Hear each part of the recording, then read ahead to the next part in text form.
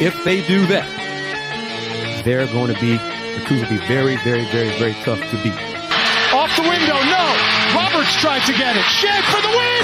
Got it. Just with 14 points, but you just look, the way that he dominated the game was in controlling the pace and making smart decision after decision. Coleman, 5 slammer down. Go to pizza spot before or after. The dream is alive for Houston. Go Cougs! Let's go! Welcome into the next edition of Let's Rage Coogs, presented by the Saxenian Family and Dayon, Dunlap. What what a game! Let's go! What a crazy game! From the brink of defeat to the joys of victory. Juwan Roberts, Malik Wilson, the entire Cougars. Emmanuel Sharp doesn't hit a single shot for most of the game. Hits a big 3-point field goal to keep Houston's hopes alive in that overtime period. Oh man, what a game! And listen, we started this after the previous show. We gotta show the play of the game. It's obvious. There's no other play. That's why Hunter's in right there. Oh, gotta shoot a 3. Wilson. Oh. To quote Mike Breen, bang, bang, bang, bang, bang. What a shot. Joining us, Kris Gardner. Ooh, what a game. What a game. I'm going to start backwards. Go Cougs! Go Cougs! Yes, Go Cougs, baby!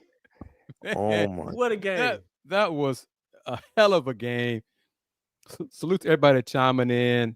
My brothers, I'm sorry I'm a little late. I was typing up stuff to get everybody over here to join us on the show. So Malik Wilson was sensational. Sensational. That clutch 3, there were times I wanted him to take the shots instead of LJ Cryer. How often do you say that in the game? I mean, LJ didn't have today. Okay, it happens. It's not, he's human. That's all right. But man, oh man. But in the second half, Cougs were up, 48-42, 50-42. And then the free throws started missing. Mm-hmm. And I'm just like, oh, no, man, they're going to lose because of free throw shooting. But they kept coming. They just kept finding ways. But honestly, with 17 seconds left, Emmanuel hit the three-point game. I'm like, well, they still got a shot. Then this low stole an inbounds pass. And then Malik like, hey, I do this. Swish. And I was like, oh, my goodness gracious, man. But then the Jayhawks missed free throws. Man, free throws, both teams just kicking themselves because of foul shooting. But Juwan Roberts, we can't say he didn't come through big games. He did today. Man. He made Hunter Dickinson look lost. He was a non-factor in overtime. That's why Hunter Dickinson won't be in the NBA right there. Too slow. Oh, my goodness. Too slow. Racist, man. But J1 was a beast. J1 was a monster. And he made his clutch free throws down the stretch. I was going to get to that. Down the stretch, he made clutch free throws, man. Yeah, Cougs are 0 for 8 from the free throw line, second half, but down the stretch, they made them, and the Jayhawks missed theirs. And, folks, I'm going to be petty for just a second. I want someone who earlier in the season questioned, man, why do we get Milos Uzan? He just can't play at all. Young fella came through big time today. Almost had a triple-double. He had 2 big floaters. Almost had a triple-double today, so he came big through. Big crown floaters. And it was so clutch, too, because when he hit those floaters, the way that J1 was maneuvering on that isolation, when he catches it in the mid-post, he drove it just to keep him honest enough for J1 to keep being able to execute. J1, he plays so well in open space, specifically with the ball in his hands.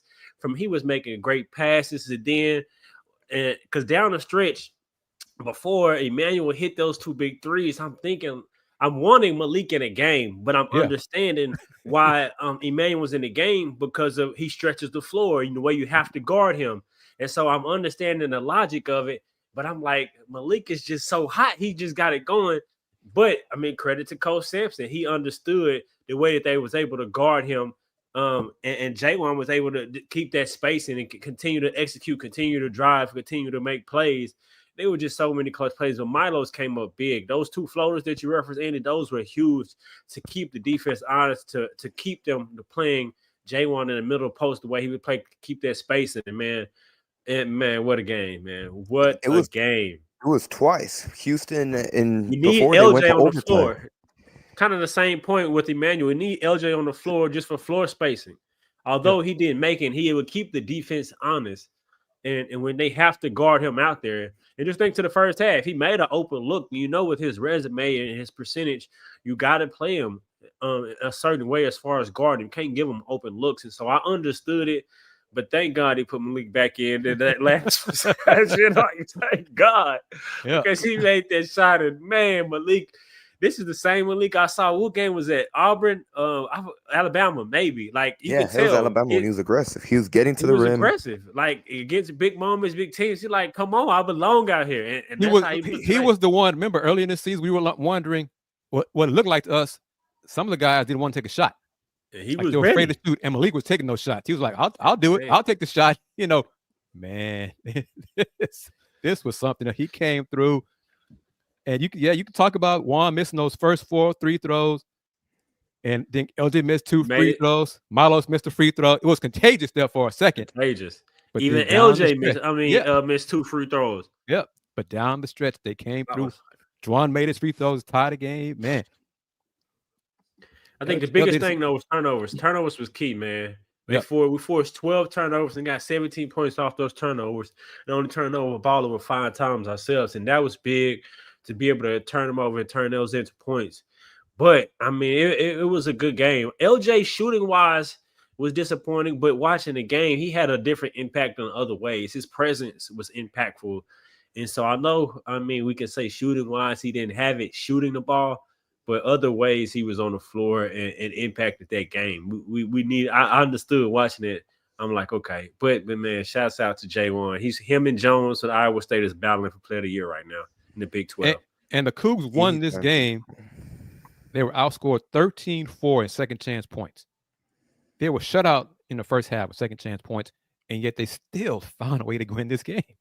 Mm-hmm. I've said it. I'm not going to take credit for it because this is just January. This team could be special. This team, they're winning games with offense. Okay, with offense. I mean, it's a win, and this is a legit, Andy. This is a legit Q1 win. They don't got to worry about this one getting. They won't teeter around with West Virginia and UCF going back and forth between 1 and 2. This is a legit quad 1 win, and what a hell of a game it was. I mean, they found a way. Thank you, Kansas, missing your free throws down the stretch too.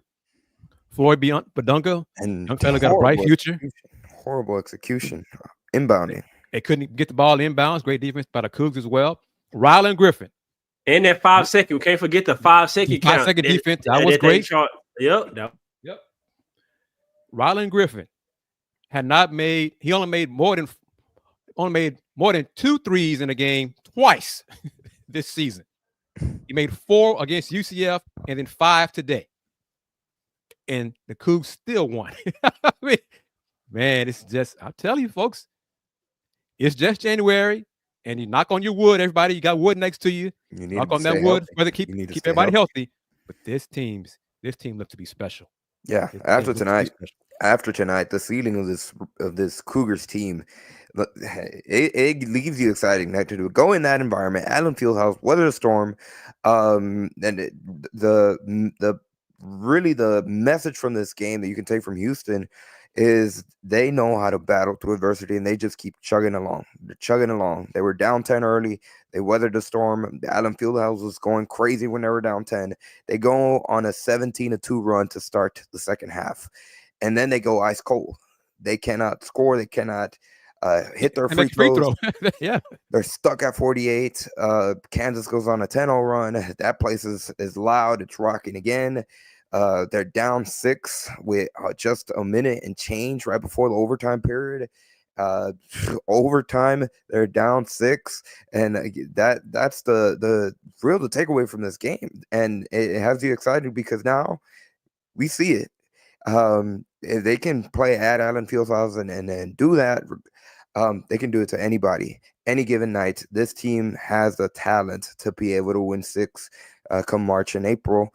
And knocking on wood right now, because if they can stay healthy, watch out, because they defend like crazy. And give kudos to Kansas, because they were exploiting Houston's pick and roll defense throughout the course of the game, and Houston was able to just make enough plays to come out on top and execute. And give credit, this is the craziest games that I've seen in the longest time.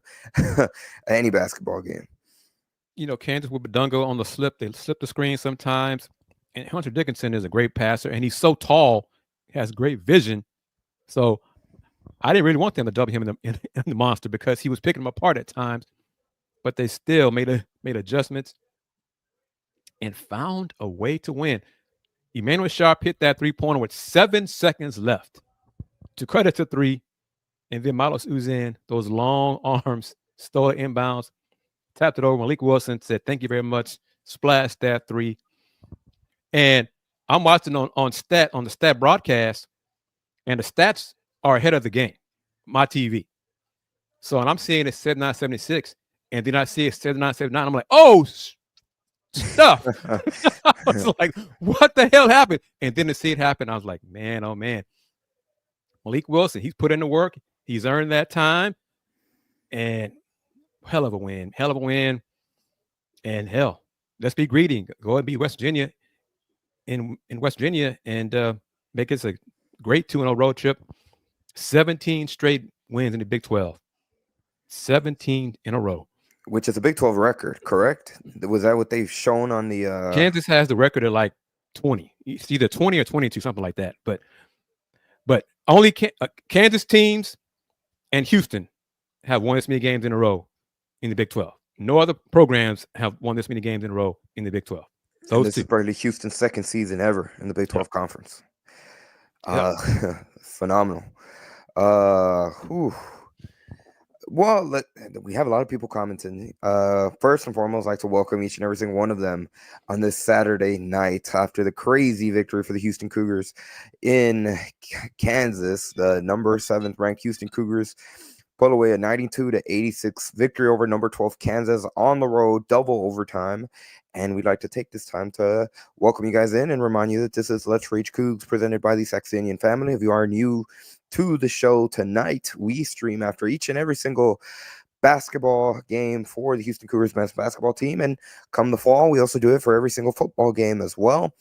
We'd like to say thank you to Mr. Steve Saxenian for being the primary sponsor of today's episode of Let's Rage Coogs. And we also like to say thank you to our secondary sponsor, In Star Pizza, the local Houston establishment with 3 different locations throughout the Houston area. Be sure to visit them online at starpizza.net or check them out on social media at Star Pizza HOU on X or Star Pizza Houston, Texas on Instagram. They have consistent deals that they promote on their platforms. And I know for a fact that Mike and Jennifer Bittman got to be celebrating this Houston Cougars victory. And of course, we like to say thank you to Houston Cougars Germany, who is joining us from, it is now 3:45 local time where he is, and he believes in the Houston Cougars. To shout out to Houston Cougars Germany as well for the super sticker as well, and for staying up late, 3 a.m, watching the Cougars.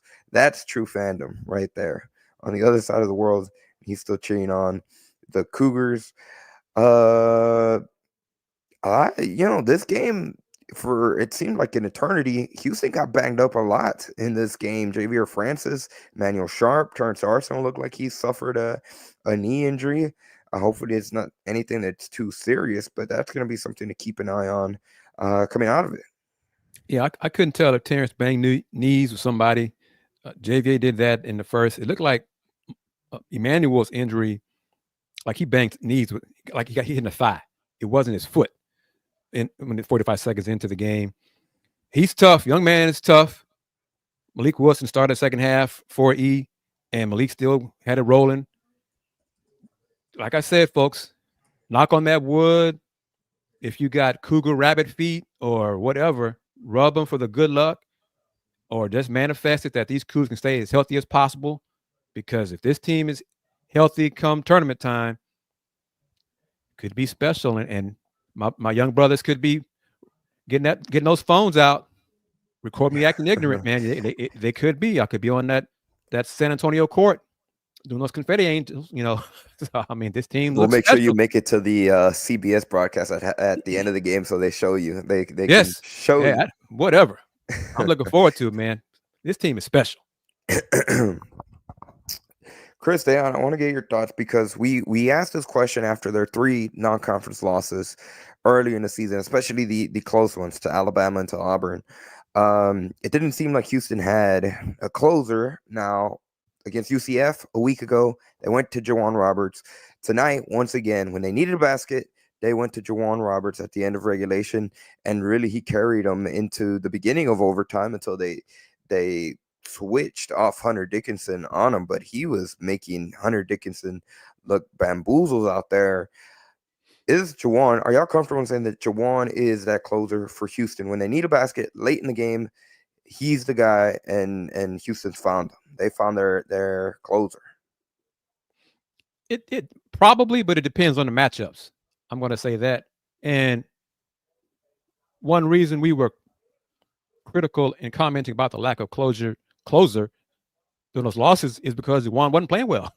Mm-hmm. He was a non-factor, and you had to look elsewhere for somebody to be that Mariano Rivera type.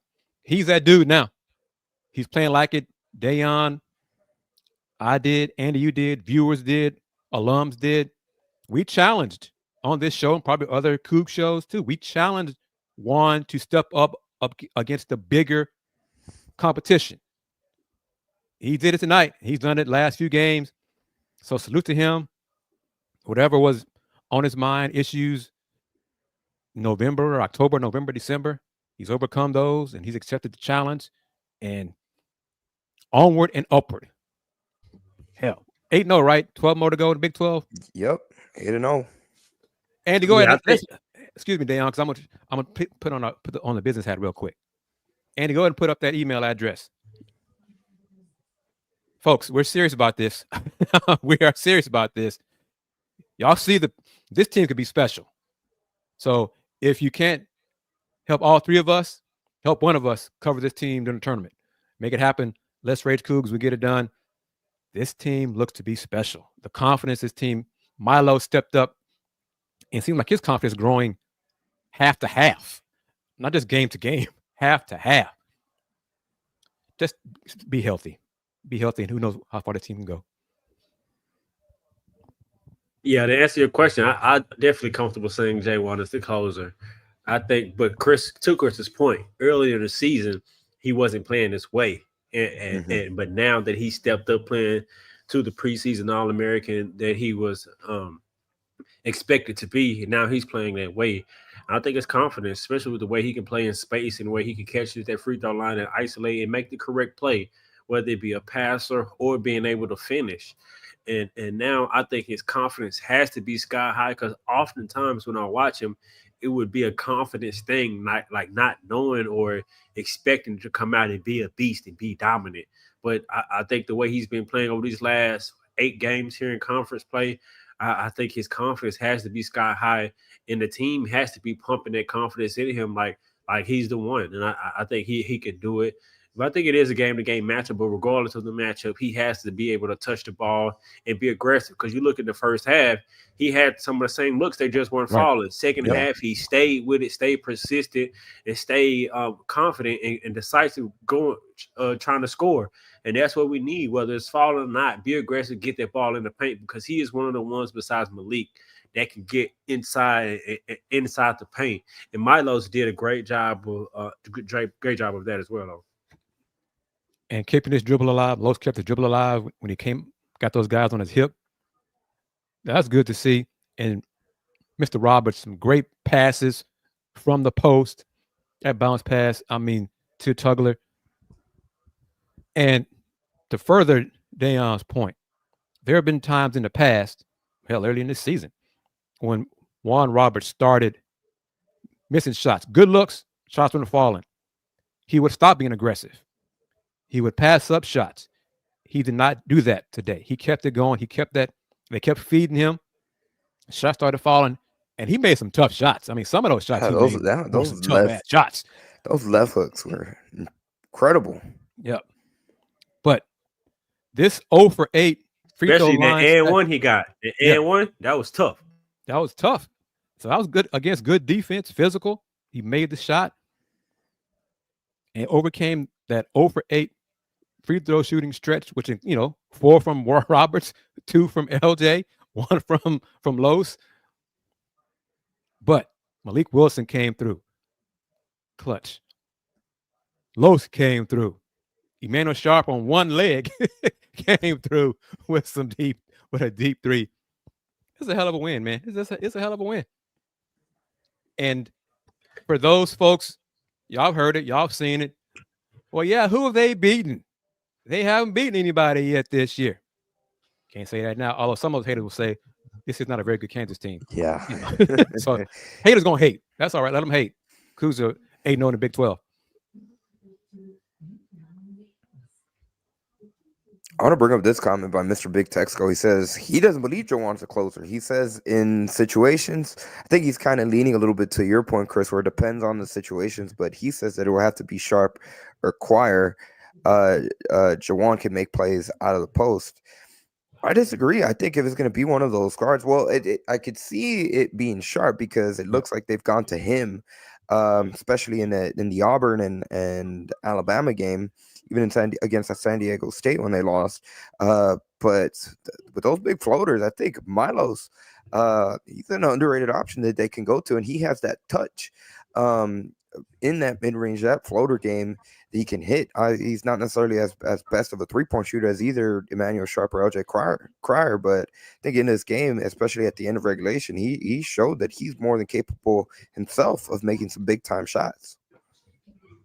But also with Roberts is because of the spacing, if he gets a one-on-one matchup, he's going to go to work. Mm-hmm. And then if a team decides to double team him down, final seconds, he can kick it out, make a great pass out of it. So I'm great with him being the number one option in the final second because it forces the team to, what are we going to do? Are we going to let Roberts go one-on-one and beat us with that left hand? Or are we going to send somebody at him and force him to kick it out and then hope that they miss with an open look? Right. But when you have such prolific three-point shooters like we have this year, which we haven't had of recent, it's hard to play that way. Yeah. You can't. It's the risk helping off of J1, especially when you got another player like Malik that's tacking off the dribble. So it's to each his own, to pick your poison. I mean, teams can play in different ways. Pick but your poison. Oftentimes, like you can, I would. Well, it depends on the depth. There's plenty of ways that teams can play, but I definitely agree with Andy's point too. I think Milos is almost really a closer in himself because of the decisions that he can make in the way that he's seeing the game now. I think the way he's seeing the floor now is understanding. Like today, he was so patient, being in the right spaces, attacking, keeping the defense honest, and making them force him to be a threat. Because oftentimes when he get the ball on inside the paint, he wouldn't even look to attack. But now he was looking to attack. He was finishing, catching, shooting. Man, this team, but that's what makes this team so dangerous, because the depth of being able to, on any given game, someone can step up like this. Like next game, LJ can have 28, and people will be like, the same people won't be like LJ. They won't say anything. Right. So that shows to at any game you can't. And they was guarding LJ a certain way. Like they were looking to take him away out of the game. They were face guarding him at times. Face guarding him, yeah. Because he's a legit threat. Because if you don't and he gets it rolling, then you are really stuck. LJ did not shoot the ball well today. The Cougs still won. Okay? Think about that. Yeah, LJ, Emmanuel, correct, combined 3 for 15 from 3. 2 of the best three-point shooters percentage-wise this season. And the Cougs still won. Folks, how often Cougs are winning? They won this game with offense. this team can beat you with defense, but Malik stepped up with offense. Robert stepped up with offense. Lowe stepped up with offense. This team is different. That I felt like I was jinxing them with a little clip from the writer with the Athletic talking about this year's Cougars team is different because of their 3-point shooting. Fran Fraschilla mentioned during the broadcast, the defense is rock solid, but you got great 3-point shooting this season. Well, from a lot of the game, 3-point shots didn't fall, but they came in spurts. And when Emmanuel hit that 3, Los hit that 3, game was over. You could just feel the buildings was like, oh, damn, we had our chance, we didn't get it done. So this team is different, and let's see how long it can last. Now, I don't expect them to go undefeated in the Big 12 because Big 12 was too tough. Mm-hmm. But this win is a hell of a win. It's a statement win. It's a win that answers a lot of questions that some haters had. Now, they can follow it up on Wednesday, 9-0. And what? Kansas has now lost 3 times in Big 12? Yep, they're 5-3 conference play. Correct. That's 3-game lead for Houston over Kansas. 8 games into the conference slate. That's a lot right there.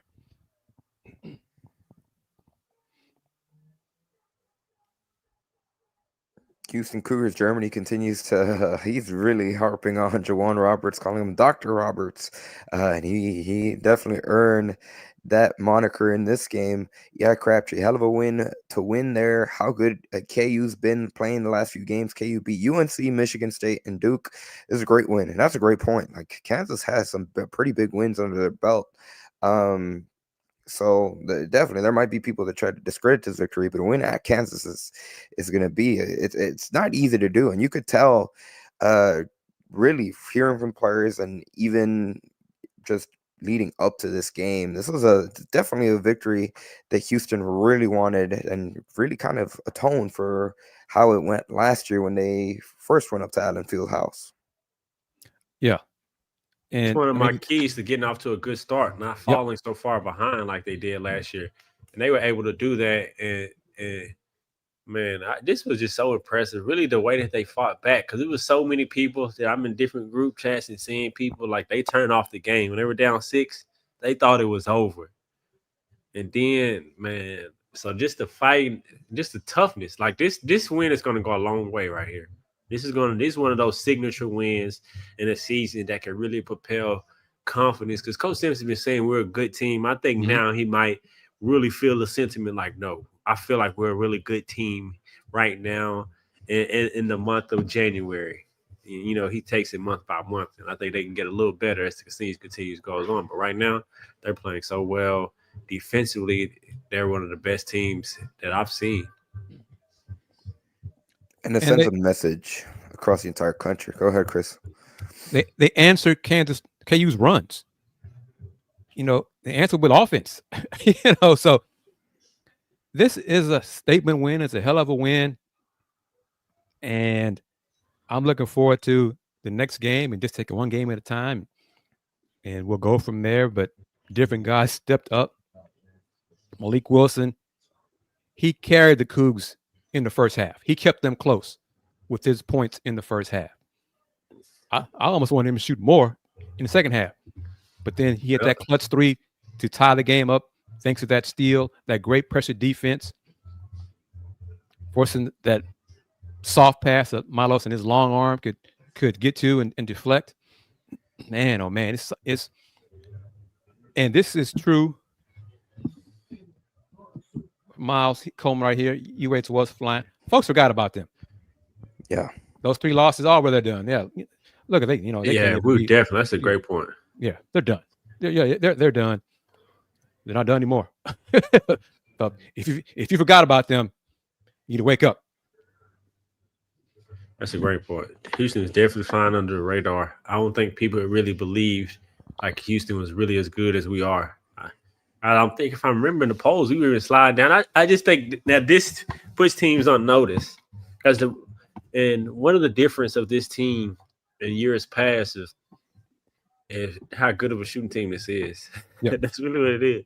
Because Emmanuel, his 2 buckets was those 2 big threes in overtime. Yep. I mean, the only shots he made. And when he shot them, I believe they was going in. It Yeah. was like it's in there.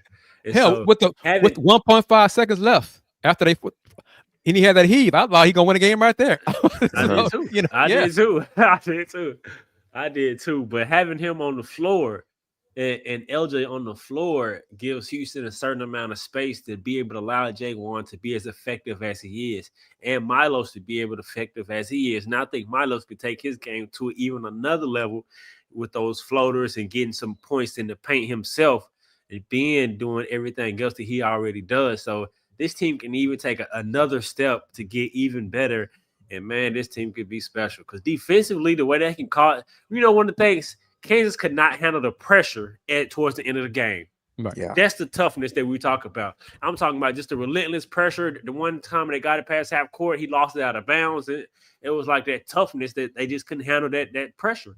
When their point guard could Harris, because that's how they got most of their looks. He was able to drive and do some kicks either to the corner, they pick and roll and make that next pass, and they would have numbers. But Houston's pressure, their relentless energy, and never giving up. This is a culture win. This is one of them ones that Coach Sampson we'll be talking about. As long as he was Houston, he bring random wins up. This is one of them ones. And that's a great point, Dayon. And really the example of that is the last offensive possession for Kansas at the end of regulation. They had 11 seconds. They could have walked it off if they hit a buzzer beater, they hit a go-ahead shot, and Houston's defense forces them to turn it over. They don't even get a look. And that's the play that popped into my head when I was hearing you talk. And really, they couldn't handle that pressure. And it's kind of like it just wears on teams, and they might be able to execute throughout, but more often than not, as the game progresses, it's kind of like a dam that eventually, if the pressure keeps building and building, it's going to burst. And against Kansas, that's a great example of that final play of regulation. And it took a collapse at the end at the first overtime, but then in the second overtime, you could tell Kansas was demoralized, and quite frankly, they were probably shocked about what had happened for there to even be a second overtime.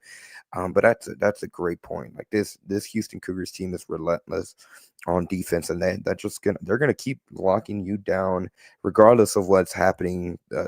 What's happened previously in the game. And it's one of the things that really makes these Kelvin Sampson teams, and this team in particular, such a special team with such a high ceiling, because you know what they're going to give you night in and night out on defensive end. And now this team also has the capability of matching you point for point and flat outs, scoring you in any given stretch. And they can go on those runs quickly like they did at the beginning of the second half. They could be cold one moment, hot the next. This steal by Manuel, another example of the culture. I wonder how many times when the post game was culture mentioned by either the Coach Sampson or the players to the media, because that was a culture play. This was a culture win.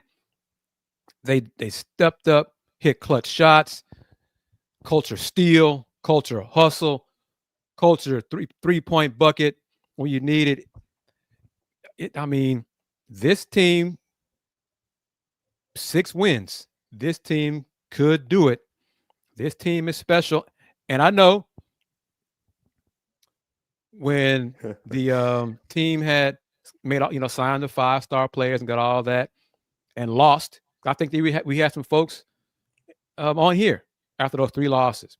Because I said it somewhat that the talent, folks will begin to look to next year because of the 4- and 5-star players coming in and all that. This season isn't over. This team is finding different ways to win. And one of those ways is to shoot well from 3 or just get hot just the right time from 3 and get wins that way. This next year, yeah, you got the 4- and 5-star guys coming in. 6 wins. This team can get 6 wins and cut down the net.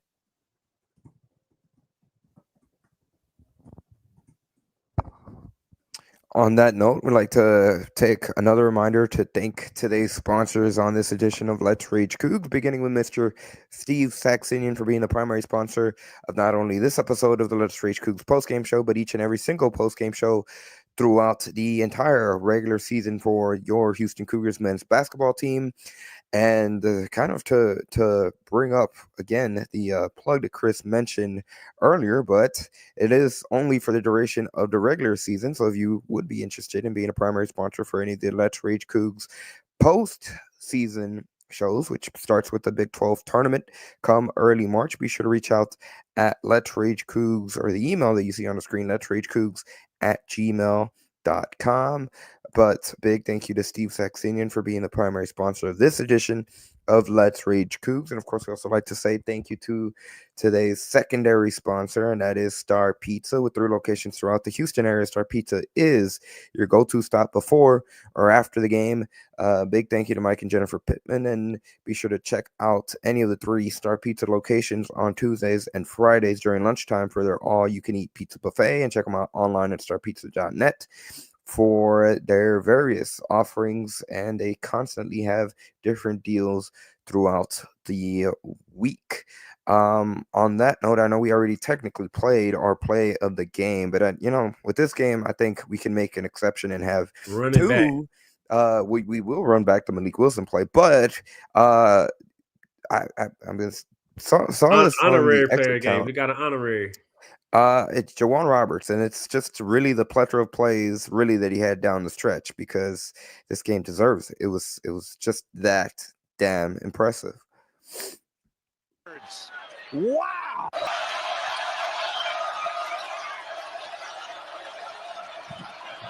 Roberts head of steam off the glass and good, and he has 19.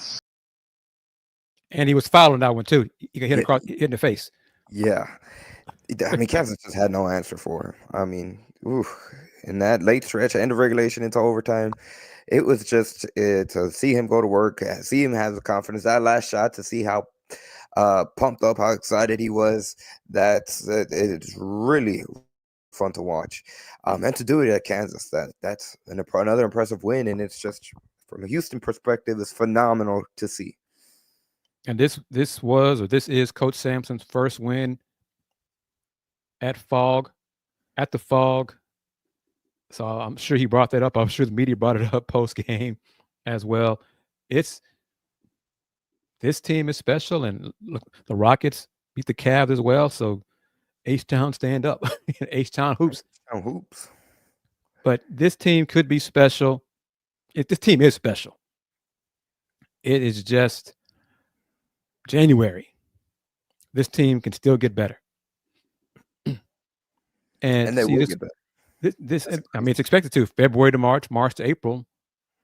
Coach Self, I was kind of surprised.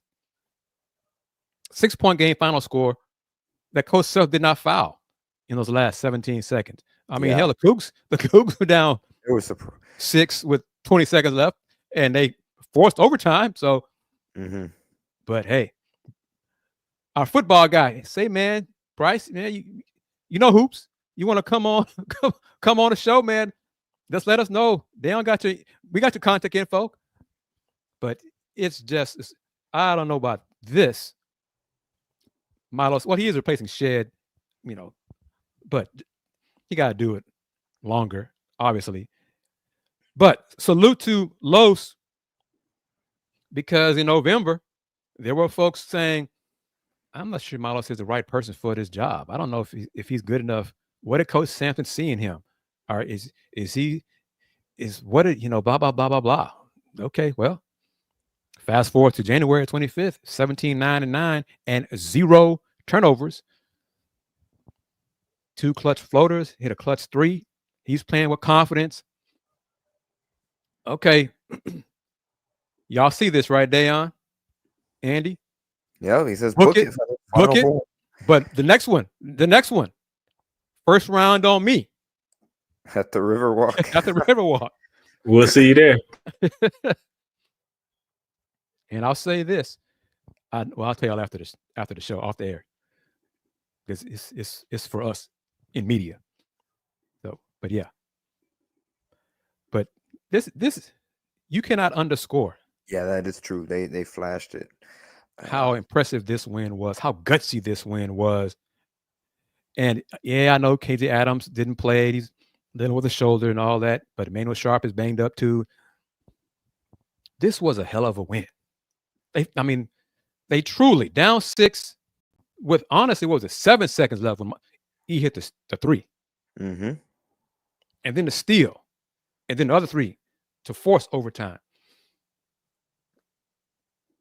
I mean, they forced this game with 3-point shooting when they struggled from 3. But 3 for 12 in the first half. They made 5 threes in the second half. And 4 of them were like in the last, 6, 7 minutes, kind of the end of regulation and overtimes. Yep. Wow. Amazing. Amazing. Finding ways to win. They made 2 threes. They were, 2 or 4 from 3 in the second OT. Made 5 or 6 free throws in the second OT. Jayhawks did not shoot well from the line in that second OT. They were only 1 for 5. Key turnovers. It's just, and everybody, not everybody, but folks are mentioning Koa Pete as, he's another 5-star, considering the Cougs. It's Houston, Arizona State, Texas, and maybe Kansas, something like that, whatever. Baylor, Arizona State, Arizona, Houston, and Texas. Those are his final 5. And really, those haven't changed for a while. So, but this team, let's focus on this team. Yeah, we got talent coming in next year, but this team can win the chip. This team can win the championship. Real title contenders, definitely.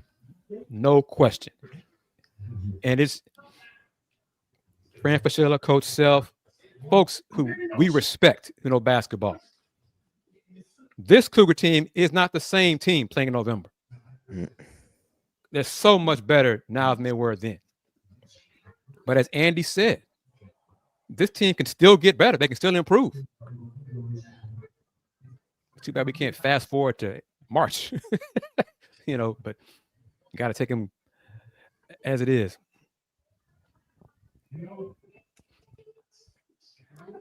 I'm trying to see if I can find carried this team. He carried this team in the first half. He came through. He was clutch. He kept them in. He kept them in when Houston fell by double digits early, and he was kind of really which at the beginning of the season, things you wouldn't think you'd hear. Malik Wilson being a calming presence for Houston offensively. He hit some key shots to get them back in the game. I'm trying to see if I can find the comment. Here it is. Yeah, Crabtree said that Bill Self said that Houston is maybe the best team in America. And he was happy their team went toe-to-toe with them, which, I mean... You know what? I was texting with a Kansas fan, someone I used to work with, and they actually echoed the same sentiments. Like, they expected to get blown out, and they're happy that it was just a close game. I'm like, wow, okay. That's interesting how things have changed. Yeah. Because Cougars were favored so quickly. True. But the Cougs were 1-point favorite, 1.5, whatever it was. For a KU person to think that Houston would come in and blow out Kansas in Kansas at the Fog, no. Fog Alley magic is real. Some of those missed free throws, it just, things happen to you. But the Cougs got it done. And man, oh man, some of those national folks, I wonder what they're saying now. It doesn't change my thought process. And I didn't have doubt back in November. Talking to Marcus Sasser Monday, I asked him about, what he thought about after the 3 losses. It's still good. It's still going to be good. Coach Sam will figure out how to get them going. That's paraphrase what Marcus said. He will figure out how to get them going, and they'll be straight. And now they won. How many in a row now? 11? 12? 12 in a row? What is it? Now it is 12. Now it is 12. Now 12. Yep, they were 4-3. Now they're 16-3. And finally got a legit quadrant 1 win that won't oscillate between 1 and 2. So it's important. Important. Big win. I'm looking forward to West Virginia. West Virginia got, I think, housed on the road.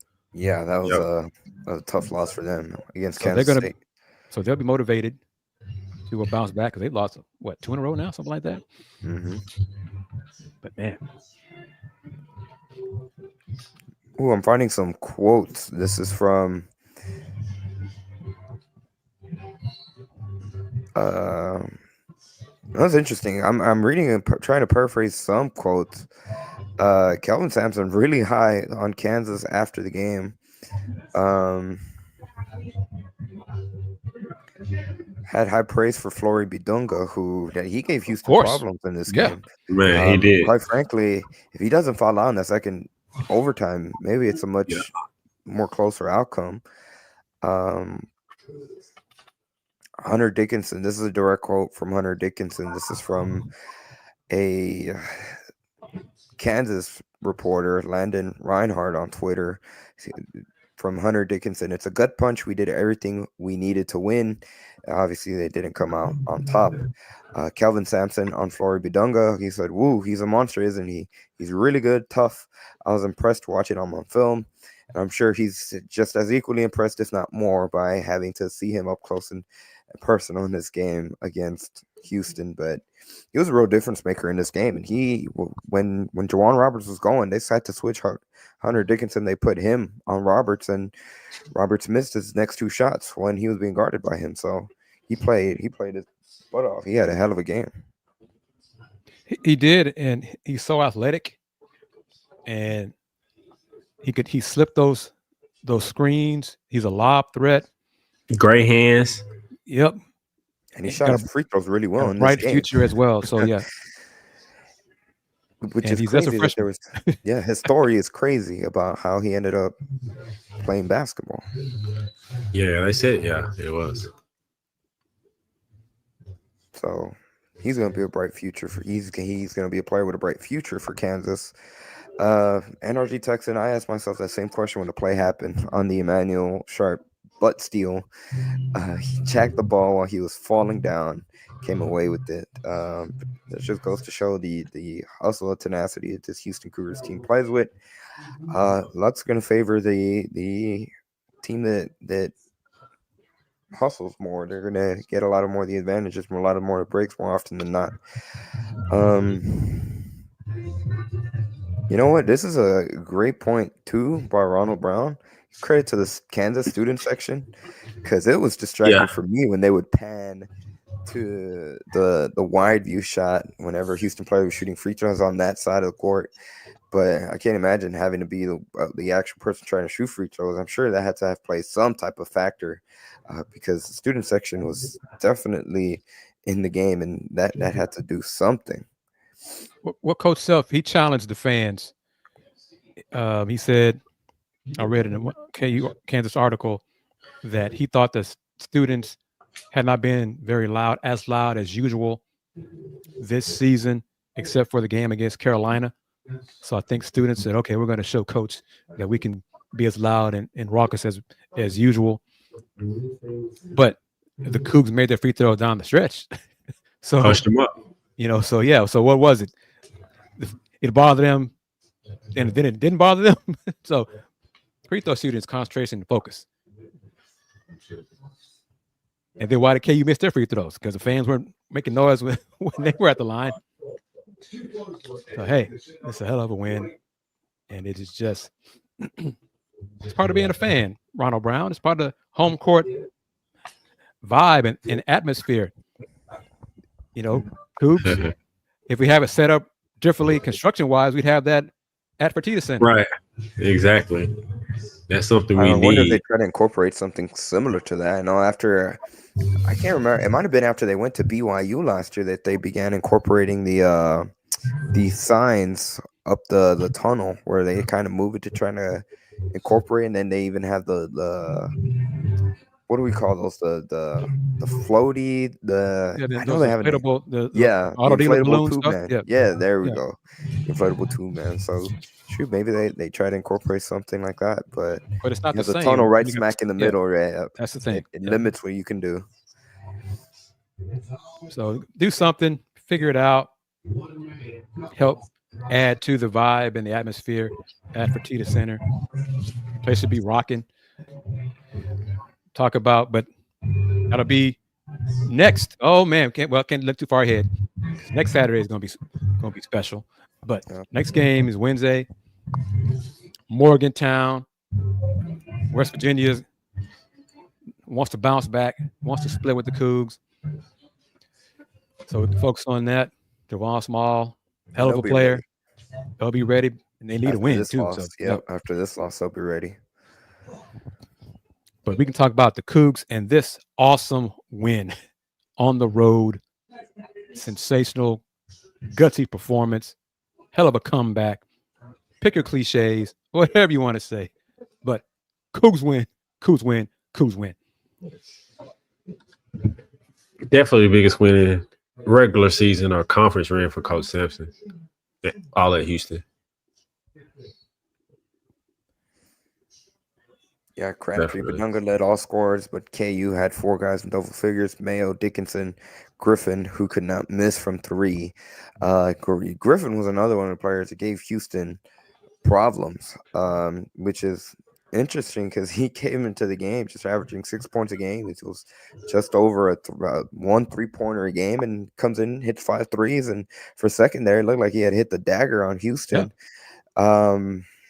And somehow they overcame that as well. So his last, prior to tonight, his last 5 games from 3, 1 for 4, 0 for 2, 1 for 2, 0 for 0, 1 for 5.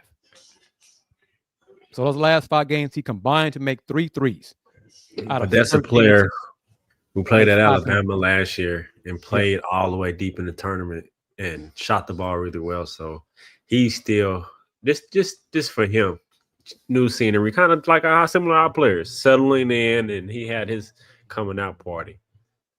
So that's what KU can hang their hat on, and that's the thing. It's January.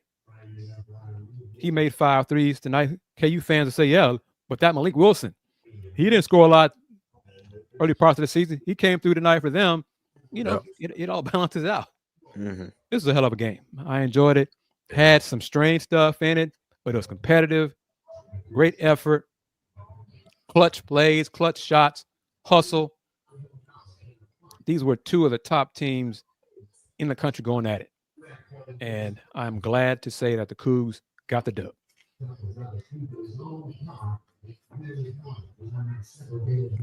With the victory, I'm curious to see whenever they do send that post-game press conference, kind of what the message is from the Houston perspective on that big win. I'm sure definitely, again, this is one that they really wanted to have after, again, how things turned out last year when they first went up to Allen Fieldhouse, and just big of a victory. Teams don't go up to Allen Fieldhouse and come away with a win often, in Houston did that. They had to battle through adversity to do it, and it's very impressive. And like was mentioned by multiple of our commenters on the show, first win for Kelvin Sampson at Kansas at Allen Fieldhouse for him as well. I'm sure that was something that he wanted to get under his belt.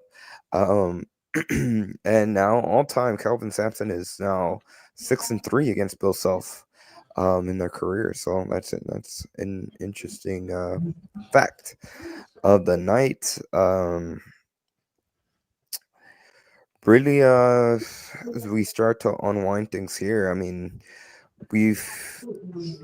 I guess a little bit of an underrated aspect as I'm looking through the box score, but JoJo Tugler, only 2 fouls in this game, played 35 minutes. And he had his presence. He had some good moments. Yep. Mm-hmm. He had a big block late down the stretch where it looked like Kansas got all the way under the basket. It looked like they were going to have a floater attempt. And he swatted that damn near almost a half court. And he was just a big factor. 5 blocks, 7 rebounds, 9 points in this game. Only went 1 for 2 from the free throw line. And I know he missed 1, but he hit 1. He split a pair of free throws. He made the front end of a 1-and-1, which turned out to be really big. Cut Houston's deficit to just 4 again in the stretch when they were struggling a little bit.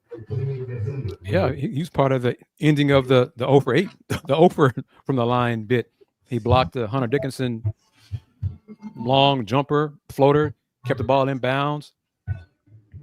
Press conference should be posted, we assume, on Houston Athletics later on. Well, they should send it out within the And next send it out, but it'll be on hour. YouTube probably. So yeah, assuming no technical difficulties, but it'd be on the Cougs YouTube channel, as well as probably on Paul Slamma Jamma also, and I'll maybe show a clip or two. But it's a great win for the Cougs. It's a culture win. It's a win to get people who may have staggered the bandwagon. I don't know. Get them on board now, because they came from behind and got it done. Closing moments. If there's time on the clock, this team now is finding ways to get it done. Yep, took their will after that first overtime. They didn't want to play no more, even on their home court. Yeah, Crabtree, this is a huge, huge program win. Extremely impressive, given how big of a disadvantage UH was in. KU being 80-1 went up there at halftime. Y'all don't stress about how big of a win this is. And UH Athletics, the official UH Athletics account, not the Houston Cougars account, but this is from Houston Cougar PR being a little petty. I'll put it up on the screen for y'all to be able to see. But they quoted, or they had the screen grab of it, and they corrected it. 80-2 now all time. Kansas falls when leading at halftime at Allen Fieldhouse. Johnny Casanova 7-on-3, and that defense in overtime was absolutely phenomenal and tremendous for Houston, and really one of the big parts that helped them come away with the victory. As we wind things down, once again, I'd like to thank our sponsors for today's episode of Let's Rage Coogs, beginning with Steve Saxenian. This is Let's Rage Coogs presented by the Saxenian Family. A big thank you to our secondary sponsor as well, In Star Pizza.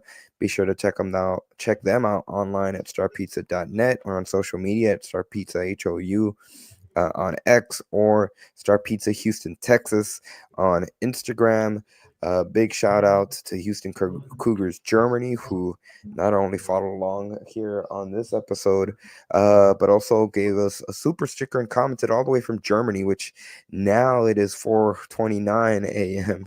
the local time where he's at. So I don't know if he's still with us, but big shout out to Houston Cougars Germany for staying late, supporting Cougs, and absolutely it was a great victory for Houston.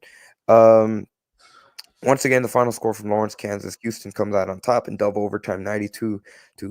Jawan Roberts led Houston in scoring. He had 24 points, 9 rebounds.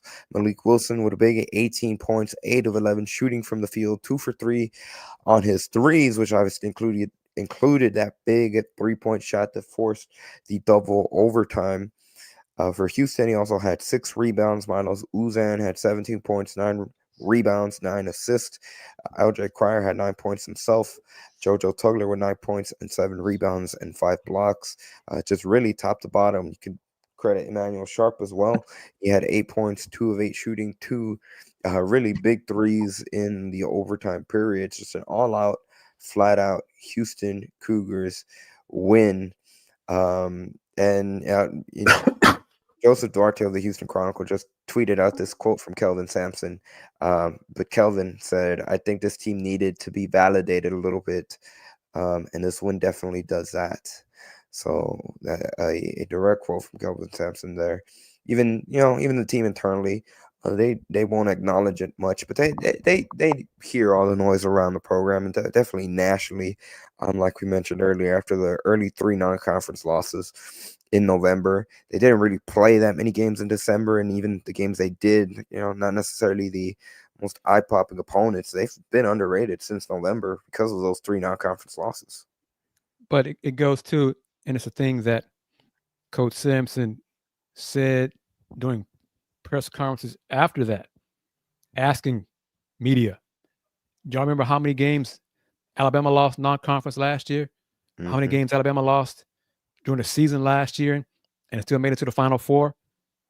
He was making a point. The season isn't over. just because you lose 3 times in non-conference. Especially when you are a solid program that has the track record of getting to the Sweet 16, getting to the Elite 8, getting to the Final Four. This team has grown from that experience. They're getting better. Let's see how far they can go. And about Koa Pete, I've heard different things about Koa Pete, but that's next season. Let's focus this season, because I'm going to flip it around on folks. This team, this year's team, can win the chip. Next year's team could be younger, more 4 or 5 stars, more talented individual talent, hell, possibly more NBA prospects, whatever you want to say, and might not win the chip. But this team, right now, we're talking about this team can get it done this year. Let's worry about next year. We're focusing on this year's team because we're doing a disservice to these players. Looking to Koa Pete, Isaiah Harwell, Kingsley Fleming, all those guys. That's next year's team. Let's focus on this year's team, and let's focus on me, Andy, Dayon, taking turns on that basketball court in San Antonio, making confetti angels. Let's focus on that happening in April of 2025. Let's focus on that, put that into existence, and get that to happen. Well said, Kris. On that note, I said we have to watch it one more time.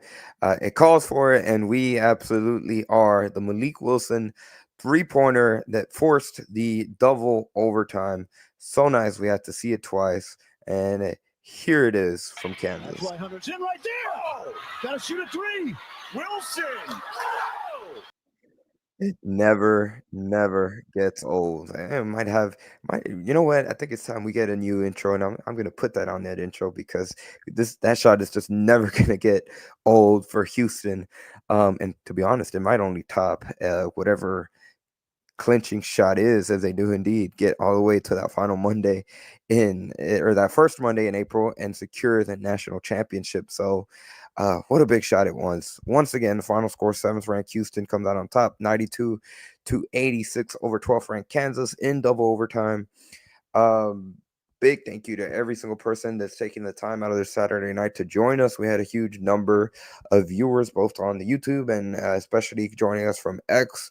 If you are new to the channel, to the X channel or the X account, wherever you may be watching, this is Let's Rage Coogs, the post-game show that we do after each and every single men's basketball game for the Houston Cougars. So we will be back Wednesday following Houston, West Virginia. So follow, if this is your first time ever being a part of the Let's Rage Coogs, follow us on whatever platform you're doing it. Hit the like button, hit the subscribe button, hit the follow button, whatever platform you are. And like I said, we do this after each and every single game. So we'll be back Wednesday. If you are interested in being a sponsor on the show, like you see with Star Pizza, with the Saxenian Family, reach out via the email, letsragecoogs@gmail.com. Keep it up there. Keep it up there. Yep. Because we got to hammer it. All three of us got to hammer it home. We would like your help to help us get to the Big 12 tournament, but definitely the NCAA tournament to cover this team and what could be a special, historic making championship team, first time in school history. So email letsragecoogs@gmail.com if you can help make that happen. Help us go on the road with this special team. Are we wrapping it up now, Andy? Yes, sir. As one of my best friends from elementary school chimed in from X, salute to Malik Wilson. Because 2 years ago, he was in the portal. There was some talk about him. I said on this show that because of scholarships, because of, positions, the conversation might be had with him. Malik, you might want to look elsewhere. He stayed. He worked on his game. He stayed in the gym, worked on his shot. Coach Sampson last season kind of needled Malik on his outside shooting. This season, Coach Sampson trusts Malik to take and make threes.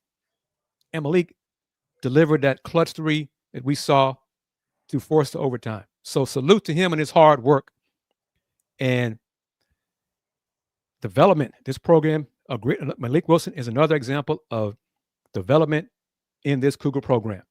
So thank you, everybody, for chiming in your comments and your questions on this edition of Let's Rage Coogs, post-game style, the original post-game show for Houston football and men's basketball. Follow me on the platform, the Houston Roundball Review. Subscribe to all of our platforms. As always, I'm going to let my brother Dayon do what he does, say what he says, but y'all know it. Or if you don't know it, if you're new, welcome. Don't be a stranger. See you on Wednesday. Since 1994, the Houston Roundball Review, local name, global perspective. Independently owned. Yes, sir. 1994. Let it be known, man. I want to give you your flowers live. I'm a huge supporter. I'm proud to be a partner, a brother of you, independent, doing what you've been doing since 1994. Man, being in the media, that is not easy. So for all the hard work that he's done, continues to do independently on his own, man, I salute you. I'm proud to work with you, to be anything I can ever do to help you, man. I'm one phone call away. I salute you 1,000%, 1,000%. Thank you, brother. Like Kris said, fans, partners, this is numbers continuing to grow. As we grow, numbers grow. We wouldn't do it without you guys. Send us an email if you want the sponsor to play the game, player of the game, or you have ideas, or you want to send us to the tournament, whatever the case may be. Cougs help Cougs, man. Let's do it. What a win, man. Malik, and also to your point with Malik, really speaks to his character. Coach Sampson talks about character kids. In this age nowadays, players would have left and went elsewhere. He stayed, and that shows to his character and how he worked on his game, trusted, like, nah, I can do it. I can do what the coaching staff is asking of me and get to that point. And now he's flourishing. And who knows what this may be able to take him, because Coach Sampson and staff got plenty of connections. And to have him as a reference, someone that'll stamp you, that can go a long way. So I'm very proud of Malik. I seen this in him early in the season. To see him stay with it and come with it, man, I'm loving it. Shout out to everybody on the team. Every play was monumental today. I know we talked about a few plays that were really, really stuck out, but there were plays throughout this game that if they wouldn't have made it, they wouldn't even been in the chance. So shout out to the entire staff. Coach Sampson, man, they kept fighting, and true to him, they were really a mirror of Coach Sampson. They kept fighting. He never sat down. They stayed up, and toughest team won, man. We came out on top. I love it. And as always, go Cougs, man. The original post-game show. We appreciate all of you guys sticking with us on this late Saturday night and raging with us, man. What a win. Signature win for the Houston Cougars here tonight. Well, couldn't have said it any better. We'll sign off again with a final Go Cougs. Go Cougs.